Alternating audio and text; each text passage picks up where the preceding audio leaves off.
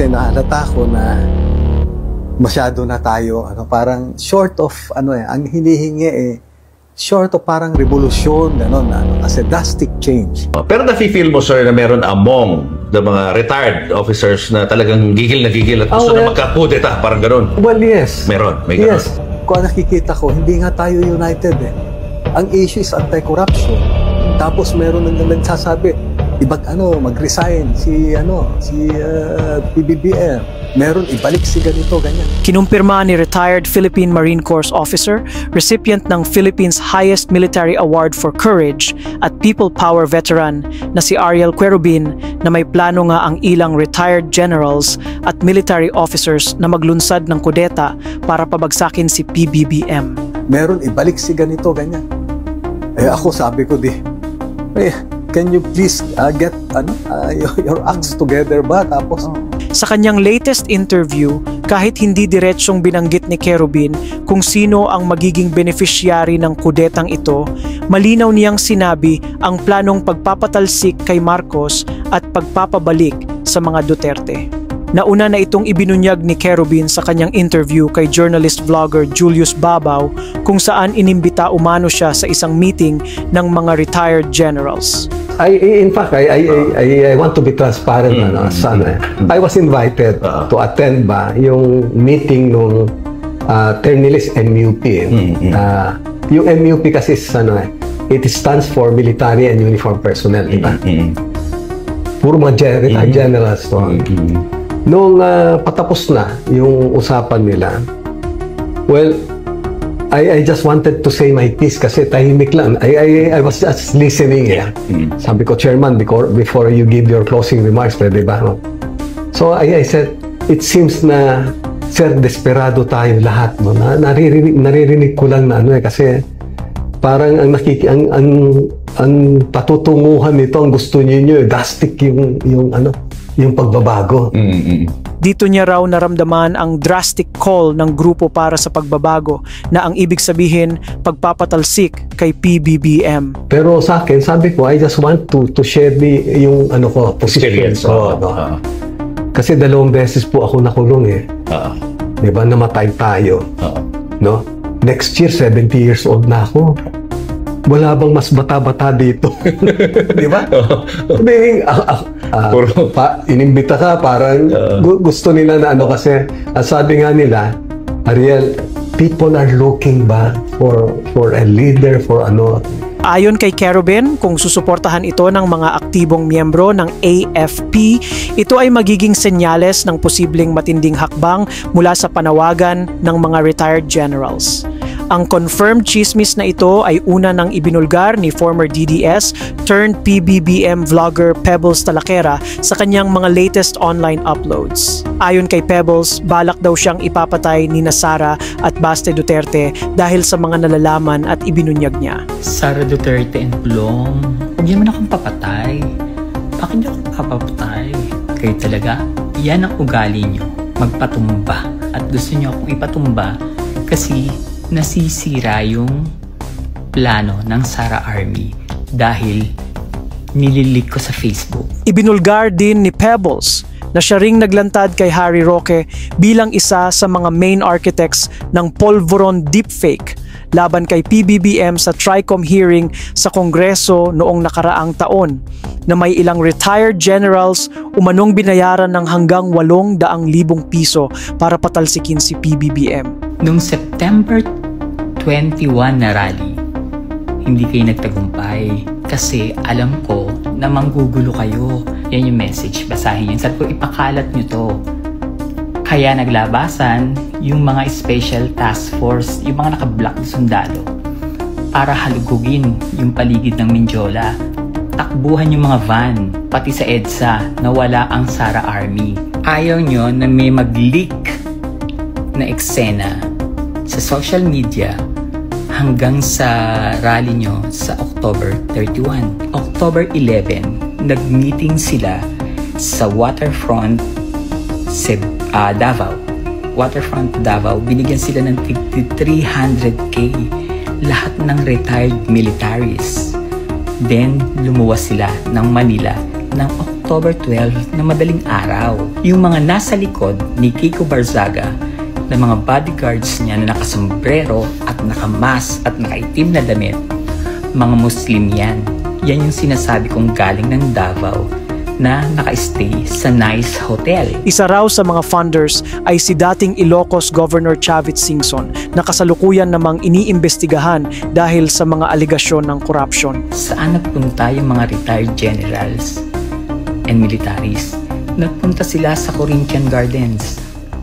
Kay Chavit, binigyan sila ng tig fa 500K. 70 plus na retired militaries ang binigyan ng tig sa 500K plus yung 300K pa, 800K. Speaking of former Duterte spokesman and now fugitive Harry Roque, direkta siyang nanawagan sa isang Facebook Live ng Kudeta laban kay PBBM.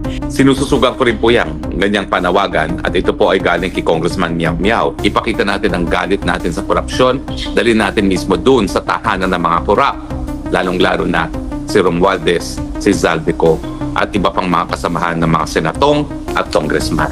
Sinabi pa niyang ang tanging paraan daw para maibalik si Rodrigo Duterte sa kapangyarihan ay mawala ang kasalukuyang Pangulo.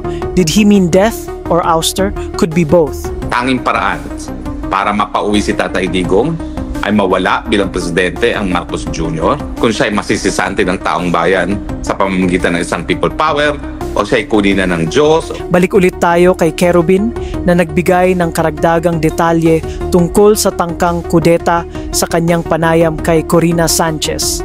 Kasi nahalata ko na masyado na tayo, parang short of, ang hinihingi short of parang revolusyon, gano'n, kasi drastic change ang, gano'n ka-desperado. Aniya, ang panawagan daw ng ilang retired generals ay revolusyon, ngunit tinutulan niya ito base sa kanyang karanasan at kaalaman sa mga nakaraang people power movements na kung saan isa siya sa mga kilalang central figures. Ang sabi ko lang sirs, good afternoon po, sabi niya. Ako, prangka po ako, 2 beses tayo nakulong Diba? Nasubukan natin na matay. Opo, naalala ko yun. So, when you say namatay, literal na namatay. Yes. You flatlined. Yes. May cut down na. Yes, so, oo.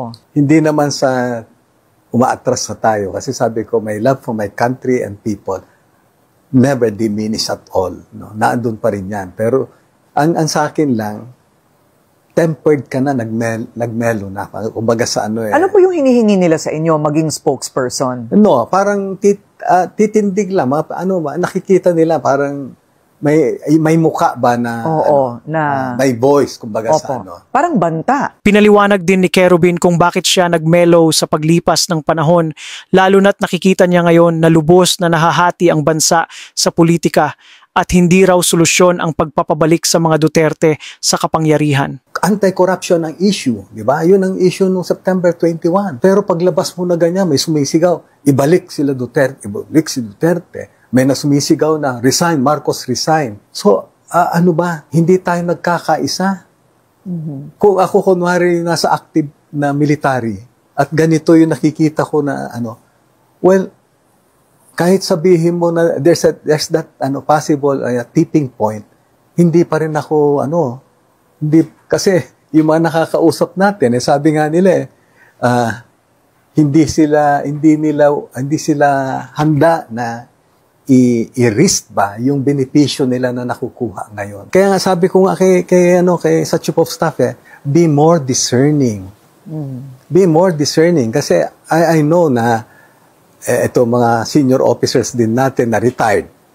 Lahat yan may bagahe. I-event sa amin noon, di ba? Remember yung Young Officers Union? Yes. We had to break, hindi man nag-break away kami, kundi kami nila, the late Danny Lim, kami nila Major Purganan, yung sila Dado Valeroso, nag-form ng Young Officers Union kasi at least yung mga junior officers, walang mga bagahe, pure ang intention. Sa huli, nagbigay-pugay si Kerubin kay PBBM sa kanyang pagsisikap na imbestigahan ang flood control corruption. Sabi nga ni si PBBM naglabas nito, di ba? Na sabi niya, mahiya kayo. Well, he should be given the credit kasi inumpisahan niya eh. Nag-polarize na tayo. Everything ba? Even yung mababasa mo about corruption lahat, may spin. You have to be more discerning. Kaya ako, pagka may nagpo-post na ganyan eh, please validate your information kasi iba yung ano eh. Di ba? Iba yung motibo. Yeah, iba ang motibo. Iba yung agenda nila. Yeah. Ano na tayo, masyado na tayong polarized. Sabi ko nga, ako nangangarap na lang na magkaisa. Malay mo, pag nakita ng rank and file na nagkakaisa na ang taong bayan, malay mo, di ba? Yun yung sinasabi ko nga, tipping point. Sa tanong kung mananatili ba ang banta ng isang revolutionary government, positibo ang naging sagot ni Kerubin. In fact, binanggit pa niya bilang halimbawa ang traidor na plano ni Duterte noon tungkol sa power sharing ng revolutionary government with the communist rebels. Sa palagay po ninyo, itong sinasabing nakaabang, hindi naman nakaabang, that's too strong a word. Ito pong posibilidad na magkaroon ng revolutionary government will remain a possibility? It will. No, kasi sa nakikita nga ninyo na ito yung mga paano maisulong, yung paano mapalitan yung sistema na yan. You remember there was a time during the time of PRRD na he was willing to turn over yung sa revolutionary Remember, meron yan. At in fact, sila Senator Honasan nun, tinanong siya kung okay lang ba, para Kasi nakita na niya yung problema. Di ba? Dito makikita na hindi pabor si Kerubin sa treasonous plan ni Digongyo, pero ang siste, walang follow-up question si Corina sa revelasyong ito ng retired military officer.